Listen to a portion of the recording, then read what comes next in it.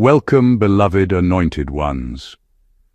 When a system starts paying attention to someone who never asked to be seen, it's already too late to pretend nothing is happening. There's a strange moment in life when things shift so fast it feels unreal. One day you're moving quietly, minding your business, doing your own work, surviving your own storms. The next, your name is circulating in rooms you've never been invited into. People who never noticed you suddenly have opinions. Energy around you changes. Conversations pause when you walk in. And somehow, without any dramatic announcement, the atmosphere starts to feel official. Here's a grounded fact most people don't talk about. Throughout history, individuals who break psychological, social, or family patterns without becoming destructive are always studied, watched, and discussed. Not because they're causing harm, but because they disrupt expectations. Systems are built on predictability. When someone survives pressure and still functions clearly, calmly, and independently, it creates a problem no rule book prepared for. This is where the talk of the town phase begins. Not the loud kind with headlines and spotlights, but the quieter one. The sideways looks, the sudden interest, the oddly timed concern, the attention that feels less like curiosity and more like supervision. It's when ordinary life starts feeling like you accidentally walked onto a set you didn't audition for. No script in hand, but everyone else seems to know their lines. And let's be honest for a second, some of it is almost funny. People who ignored you for years suddenly acting like unpaid investigators. Folks who never asked how you are now deeply invested in what you're really about. You'd laugh if it didn't feel so coordinated. It's the kind of humor that makes you smirk and think, wow, I didn't realize my existence came with a background committee. But beneath the irony is something serious unfolding. This isn't random attention. This isn't coincidence. This is what happens when someone quietly outgrows the version of them that made others comfortable. When you stop fitting neatly into old assumptions, the environment reacts. Not loudly, not immediately, but deliberately. What you're experiencing isn't chaos. It's a response. And once you see that, everything that looks like it's going down starts making a lot more sense. Number one, they're not watching you because you're guilty. They're watching because your survival broke their math. People like to believe attention comes from mistakes, noise, or wrongdoing. That's comforting, because it means if you stay small or stay quiet, you stay safe. But that belief falls apart when someone goes through pressure that should have crushed them and comes out steady. That's when the watching begins. Not because you did something wrong, but because the outcome doesn't match the expectation. Somewhere along the line, assumptions were made about you, about how long you'd last, about what you'd become, about whether you'd self-destruct, submit, or disappear. Those assumptions weren't personal at first. They were statistical. Most people break in predictable ways. Pain usually produces certain behaviors. Trauma often leads to certain endings. You didn't follow the pattern, and that's what disrupted the numbers. When reality refuses to cooperate with prediction, it makes people uneasy. They start replaying the story, checking for a hidden explanation. Maybe you're hiding something. Maybe there's a secret advantage. Maybe there's a flaw they haven't uncovered yet. Because accepting that someone can endure, adapt, and remain intact without becoming cold or cruel forces them to question their own limits. So they observe, closely, quietly. They look for signs of instability, arrogance, guilt, or collapse, not to protect anyone, but to restore the comfort of certainty. If they can find a crack, the math makes sense again. If they can label you, the anomaly disappears. What they struggle with is this: survival without bitterness is hard to categorize. Strength without aggression doesn't fit the usual boxes. You don't behave like someone who should have been broken. And that unsettles people more than chaos ever could. That's why the attention feels different. It's not curiosity, it's verification. They're waiting for proof that the rules still work. And every day you stay grounded, functional, and clear-minded without playing a role, the discomfort grows. You're not under a microscope because you're a problem. You're there because you quietly became evidence that the outcome doesn't always obey the formula. Number 2, the talk of the town isn't gossip. It's collective confusion looking for a villain. When people start talking about you non-stop, it's rarely about what you actually did. It's about what they can't understand. Humans are wired to make sense of patterns, and when someone refuses to fit into any of the expected patterns, the mind panics. Suddenly, your life becomes a puzzle that everyone feels entitled to solve, and the easiest solution is to assign a villain, a suspect, or a threat. It's simpler than admitting that someone just refuses to follow the usual rules. What's fascinating is how quickly normalcy can turn into suspicion. People who never gave you a second thought now replay every moment, conversation or decision, hunting for a justification.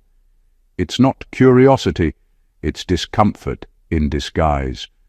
The fact that you survived what should have broken you, handled challenges with composure, and refused to conform creates cognitive dissonance in observers.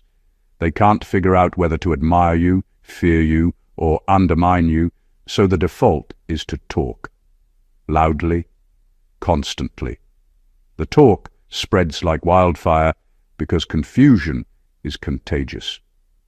A story exaggerates here, a detail twists there, and suddenly your life is a headline in private group chats, side conversations, and office whispers. It's less about you and more about how ill-prepared they are to understand strength that isn't performative. People need a narrative. They can't sit with the fact that someone can endure, adapt, and stay clean without drama. Their chatter is their way of processing the impossibility in front of them. And here's the ironic part. All that energy meant to destabilize you usually bounces back. They're scrambling to define you while you continue to exist beyond their framework. Every word they speak is proof that you've created a reality they cannot control. The more they dissect, speculate, and invent, the clearer it becomes that you're not the problem. Their inability to comprehend you is. Being the talk of the town is never about guilt or error. It's a spotlight born from collective confusion, a chaotic echo of people trying desperately to reconcile what they assumed about the world with what you are actually showing them. And the more they talk, the more they reveal their own limitations, while you remain untouchable by their narratives. Number 3, authority energy shows up when control quietly slips. There's a pattern you start to notice when people in positions of influence or power turn their attention toward you. It's subtle at first, a glance that lingers, a sudden check-in, a protocol that didn't exist before. They're not reacting to drama or mistakes. They're reacting to the quiet fact that your presence, your behavior, or your survival has upset the balance they relied on. Control is an ecosystem. When one piece of it stops behaving the way it's expected to, the rest scrambles to stabilize itself, and that's when authority energy shows up. This energy doesn't appear because someone is watching for wrongdoing. It appears because systems are designed to track predictability. The moment you start making decisions, taking actions, or simply existing in a way that doesn't require permission or validation, predictability falters. And people who thrive on predictability, institutions, hierarchies, even families, suddenly sense a ripple they can't ignore. That ripple is dangerous in the most unnerving way. It's invisible, unprovable, and unstoppable. The authority isn't coming at you like a wave. It's a measured response. They observe your patterns, calculate potential outcomes, and intervene only when their control is threatened. You might notice rules suddenly enforced that didn't exist before, scrutiny where none was needed, or unnecessary supervision disguised as concern. None of this is personal in the way you think. It's systemic. It's about maintaining a framework that your independence has quietly cracked. The strange thing is how disorienting it can feel. You haven't changed. You've simply refused to fit into their assumptions.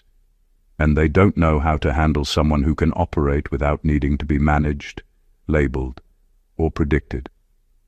That's why you feel the pressure. It's not aimed at you. It's aimed at restoring their sense of order. Being in this zone is a signal, not a punishment. It's proof that you've reached a point where your power exists naturally, without theatrics or rebellion.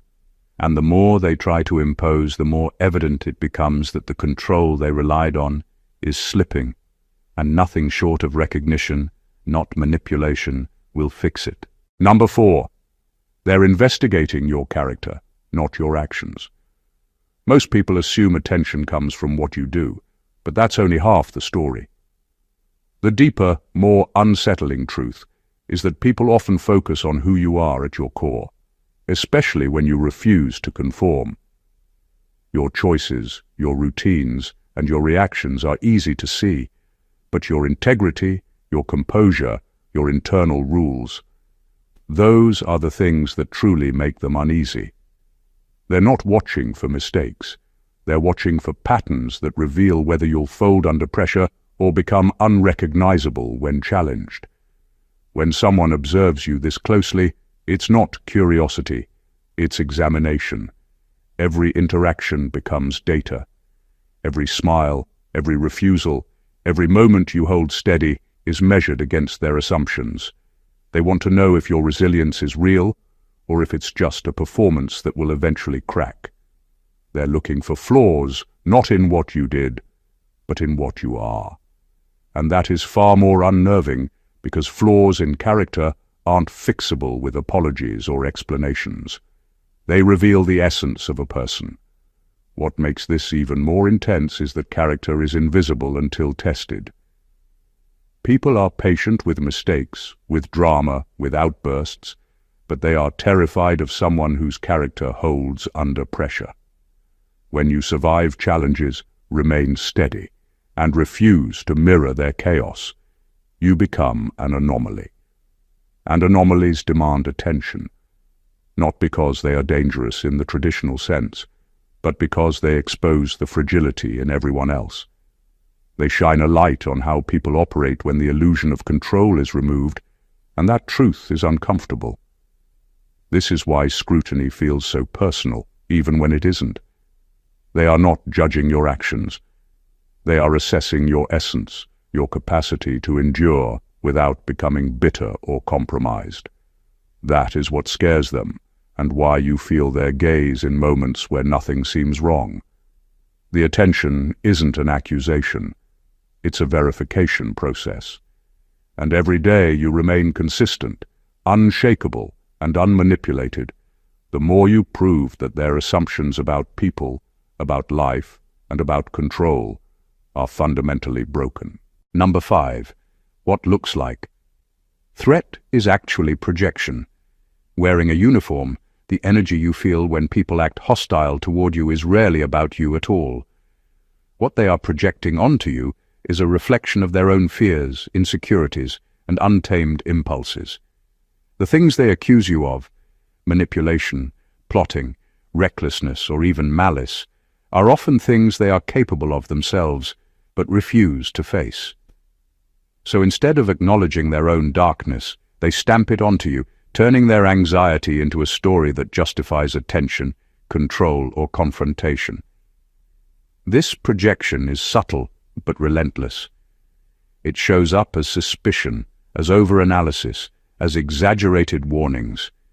They speak as though you are the threat when, in reality, the threat has always been their own unresolved impulses. Their discomfort with your composure, independence, or survival becomes a lens through which they see danger everywhere you walk. You become a mirror they can't look away from, and the more you exist outside their assumptions, the more intense the projection becomes. What makes this tricky is that projection dressed as authority, concern, or investigation can appear legitimate. It can feel like accusation. It can look like a threat. People who don't understand the mechanics of projection may even start doubting themselves. But the truth is simple. You're not doing what they fear you are. Their story about you is their attempt to rationalize their own inability to control what they don't understand. The irony is sharp. By labeling you as dangerous, reckless, or guilty, they reveal more about themselves than about you. Their fear, disguised as critique, becomes the clearest evidence that you are operating in a space they can't dominate. Every accusation, every suspicious glance, every attempt to frame you is a projection of qualities they wrestle with privately. Your calm, your clarity, your unwavering presence. That's what triggers them, not your actions. And the moment you recognize this, you stop carrying the weight of their stories. The hostility wasn't about you from the beginning. It was always about what they refused to face in themselves. Your survival and your integrity expose that truth louder than any argument could. Number 6. You trigger the fear of exposure. Without saying a word, there's a quiet kind of power in simply existing with integrity, resilience, and clarity, and that's exactly what makes people uncomfortable around you. You don't have to speak, act aggressively, or even try to prove anything. Your presence alone unsettles those who live in compromise, dishonesty, or constant performance. Simply by being unshakable and unbroken, you highlight the cracks in everyone else's story, and people instinctively respond with fear, suspicion, and scrutiny. When someone is watching, reacting, or whispering about you, it's rarely about what you did. It's about what your very being exposes, the things people are trying to hide from themselves and the world. You trigger a mirror effect without intending to. Every confident movement, every consistent choice, every refusal to participate in drama silently says, I don't need to cheat, manipulate, or compromise to exist. That alone is enough to make people jittery. This fear isn't conscious at first. It starts as tension, as curiosity, as the subtle need to explain your presence or to control your narrative. The longer you exist without conforming to the hidden rules of their world, the louder that fear becomes. People start looking for reasons to justify their discomfort. They overanalyze, misinterpret, and invent explanations because admitting the real source, that you simply refuse to fit the mold, would be too unsettling. The most fascinating part is that this fear grows precisely because there's nothing to attack. You aren't doing what they expected, and that lack of predictability threatens the invisible systems people rely on to feel safe. They respond by scrutinizing, questioning, and sometimes plotting, but it never touches you directly because the real power you have lies in your consistency and calm. You don't even need to defend yourself. The truth is self-evident. Every whisper, every sideways glance, every sudden measure of attention confirms that your existence exposes what they don't want to face. You are a living reminder that survival, integrity, and clarity are possible without compromise, and that is more frightening to people than any action you could take. Number 7. This isn't about justice. It's about narrative control. Most people mistake the attention or pressure coming at you for judgment, fairness, or justice. They assume someone is evaluating right or wrong, but that's rarely the case. What they're really trying to manage is the story. They want to control the narrative about you before it escapes their hands, because the truth, your truth, exists outside the convenient scripts they've relied on for years. They don't care if you're right or innocent. What matters to them is how you are framed, labeled, and understood by everyone else. When a narrative is in control, confusion disappears. Rules make sense. Chaos is contained. People feel safe in believing they understand the world. But when someone like you refuses to fit the expected role, when your resilience, integrity, or unexpected outcomes break the storyline, panic sets in. Suddenly, every gesture you make, every decision you take, is analyzed not for its content, but for how it can be interpreted to preserve the existing framework. That's why scrutiny often feels disproportionate. They're not reacting to you. They're reacting to the collapse of the story they've been relying on. Narrative control is relentless. They will overemphasize minor mistakes, twist harmless choices, and amplify coincidences to make you appear a problem. Every whisper, every rumor, every subtle adjustment in treatment is an attempt to manipulate perception. They want the world to see a version of you that fits expectations, one that justifies their discomfort, suspicion, or authority. They don't care if the version is fair or true, it only needs to be believable. The power of this dynamic is that it often feels personal when it isn't. It's systemic, strategic, and calculated. Your reality, your clarity, your survival are inconvenient truths, and that makes them desperate to rewrite the story before it spreads. The more you stay consistent, the more they scramble. The more they try to control, the clearer it becomes that the real threat to them is not you, but the fact that you exist outside their narrative, untouched by assumptions and unshakable under pressure. This isn't about justice, it's about control. And every move you make quietly dismantles the story they were certain they could tell. Number 8. They're testing you to see if pressure can rewrite you. When scrutiny hits, it often feels personal, but the truth is, it's a test. People, systems, and even institutions don't always react to what you do. They react to how you handle the unseen weight. Every delay, every unnecessary rule, every sideways glance, every subtle attempt to provoke you is a measure. They want to know if pressure can change you, if stress can force you into patterns that serve their comfort, if fear can make you bend to expectation. This testing is relentless because it doesn't stop with one observation. It comes in layers. The first layer might be simple, a small challenge to see how you respond. The second layer is more calculated. They add inconsistencies, contradictions, or obstacles to see whether you'll crack, overreact, or reveal hidden weaknesses. It's not about punishing you, it's about gathering data. Every reaction you have, every calm moment you maintain, every choice you make under scrutiny is being recorded silently in people's minds. They're trying to find a formula, a method to predict and control you. What makes this dangerous is that they rarely recognize your consistency as a form of power. Most people respond to pressure with defensiveness, anger, or overcompensation. You, however, respond with clarity, composure, and awareness. That refusal to be rewritten unsettles them. It challenges the assumption that everyone bends when pushed, that everyone folds under expectation, and that everyone eventually conforms. Every attempt to provoke you is a reflection of their own insecurity.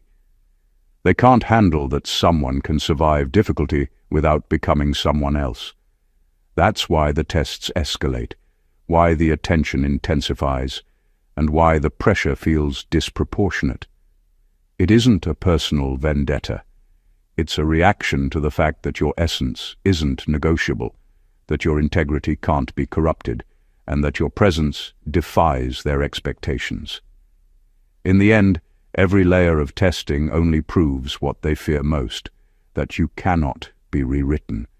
Your calm, your survival, your clarity under pressure becomes the quietest, most profound rebellion, and they can't do anything to stop it.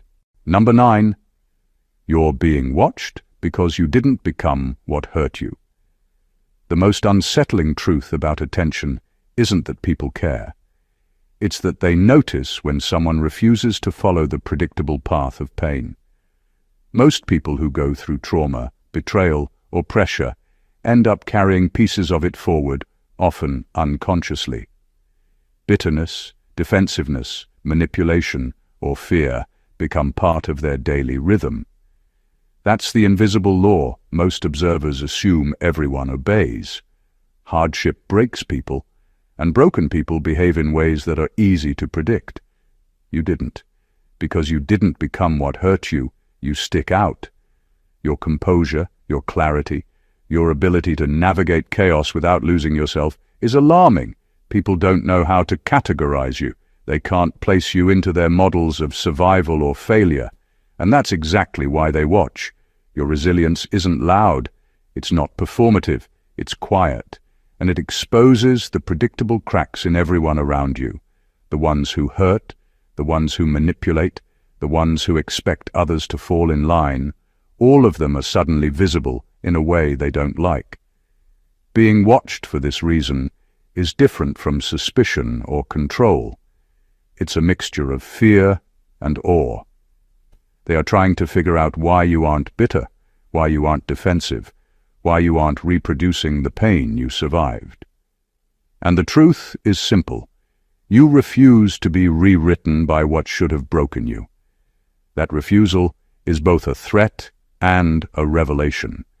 Every glance, every question, every measure of attention is them recalculating the rules. They thought they understood survival, but you've rewritten the equation without even trying. The stronger your integrity and resilience, the more uncomfortable it makes them, because your survival disproves their assumptions and forces them to face truths they'd rather ignore. You're not being observed because of failure or misstep. You're being observed because you did something they assumed impossible. You survived, and you remained whole. And that alone changes the way the world responds to you. Number 10. The spotlight isn't new, it's just finally visible. It's easy to feel like suddenly everyone is paying attention to you, like the spotlight arrived out of nowhere. But the truth is, it's rarely new. The attention has been there all along, quietly accumulating, carefully observing, and analyzing every move, every response, and every choice you made. What's new is that now it's visible, undeniable, and impossible to ignore. The systems, the people, and the energy around you didn't just wake up one day and decide to focus on you. They've been watching, waiting, and calculating for a long time. This visibility is uncomfortable for those who relied on your predictability or compliance. They've been forming opinions, estimating outcomes, and quietly measuring your resilience without you knowing it. And suddenly, you can see the impact of their observation. The sideways looks, the subtle adjustments, the shifts in tone and protocol, all of it was quietly brewing, waiting for a moment when your presence could no longer be ignored. That moment has arrived, and it forces everyone to confront what they've been trying to control in the background. What makes this phase so potent is how it distorts perception. People act as if something dramatic has changed, as if a new threat or problem has appeared. In reality, nothing changed about you. Your life, your choices, your strength have always existed. It's the observation that has become tangible. The spotlight isn't new. It's just no longer hidden behind the walls of ignorance or assumption. And here's the sharpest irony. The more obvious the attention becomes, the more it reflects the observers, not you. Every rule suddenly enforced, every subtle measure, every whispered concern is a reaction to what they fear, not what you did. They scramble to make sense of your reality because they can no longer ignore it, and that frantic recalibration exposes their discomfort, insecurity, and lack of control. Being in the visible spotlight is not a burden, it's proof that your life, your resilience, and your integrity have always mattered, even when no one said it aloud. What's changed isn't you. It's the moment the world can no longer pretend you're ordinary. Number 11. Your calm is misread as strategy, because chaos is the default language. People who live in reaction, drama, and constant turbulence assume that everyone operates the same way. Their default is chaos, so when someone responds with calm, control, and clarity, it immediately registers as unusual, and unusual is often interpreted as calculated. Your ability to remain steady, to observe, and to respond thoughtfully is not a strategy for manipulation. It's just how you exist. But to them, it looks deliberate, as if every move is plotted, timed, and intended to serve some hidden agenda. This misreading happens because most people are conditioned to expect survival to come with loud signals, anger, defensiveness, over-explaining, or visible struggle. When those signals are missing, the mind scrambles to fill in the blanks. Your calm becomes suspicious. Your patience becomes a plan. Your silence is interpreted as scheming. And the more composed you remain, the more they assume there's a hidden layer, a concealed tactic, or a secret weapon at play. What makes this especially compelling is that your presence highlights their assumptions without you having to do anything. You exist, steady and clear, and their perception immediately tries to catch up. They overthink, misinterpret, and sometimes overcompensate, acting preemptively because they believe your calm is preparation for something aggressive or disruptive. That reaction says more about them than it does about you. Their instinct to assign strategy to steadiness exposes their own discomfort with composure, patience, and restraint. The irony is that what they fear, a hidden plan, a quiet coup, or a sudden reveal, doesn't exist. You're not plotting, calculating, or scheming. You're simply showing that control can exist without manipulation, strength without aggression, and resilience without drama. Their assumption that calm equals strategy is just a reflection of their inability to interpret stability correctly. Your calm, unshakable presence disrupts the default narrative of chaos, forcing people to confront a reality they weren't prepared for. And every misread glance, whispered suspicion, and over-analyzed movement is proof that steadiness alone has power, the kind of power that doesn't need to speak to be noticed, feared, or misunderstood. Number 12, they don't know whether to protect you or eliminate the risk you represent. When people fix their attention on you, the energy around you often feels contradictory, half cautious respect, half anxious hostility. That tension isn't random. It comes from confusion about what you actually represent. You're not a problem they can solve or a threat they can categorize. You exist in a space that forces them to make a choice they aren't equipped to make. Do they shield you because they see value, or do they neutralize you because they feel unsettled? That uncertainty creates a chaotic energy that hangs around you like static electricity. The dilemma they face is revealing. On one hand, they sense that attacking, manipulating, or undermining you could backfire. They can't predict your reactions, and that unpredictability is uncomfortable. On the other hand, leaving you alone feels equally risky because your presence challenges their assumptions, exposes their weaknesses, and reminds them that control isn't absolute. They don't know which move keeps them safe, so they vacillate, creating inconsistent behavior that only amplifies the tension. This push and pull in the energy around you highlights a deeper truth. They recognize the kind of influence you have, even if they can't define it. They see that you operate on principles they don't understand, that your survival and composure under pressure are not negotiable, and that your integrity cannot be rewritten.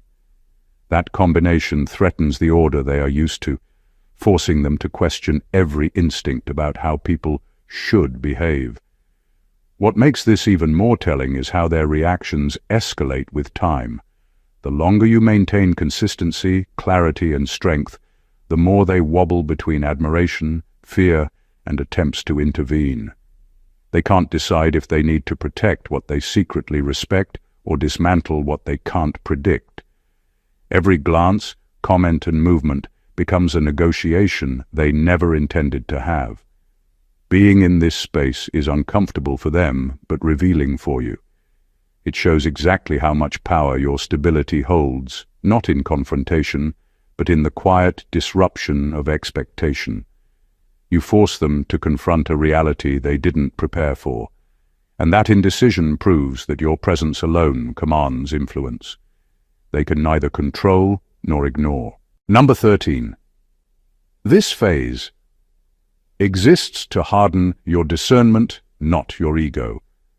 The pressure, scrutiny, and attention you're experiencing right now is not designed to inflate your ego or prove your strength to the world. It exists to sharpen your perception, to test your ability to see clearly through chaos, deception, and manipulation. Life doesn't care about your comfort or your popularity. It cares about your clarity.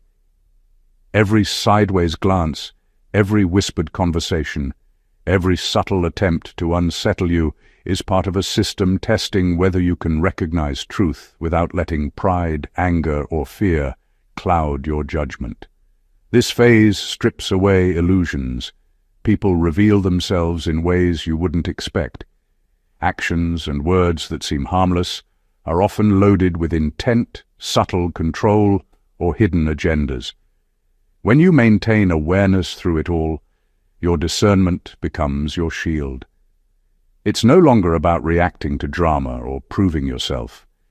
It's about observing, understanding, and knowing exactly who and what deserves your attention and energy.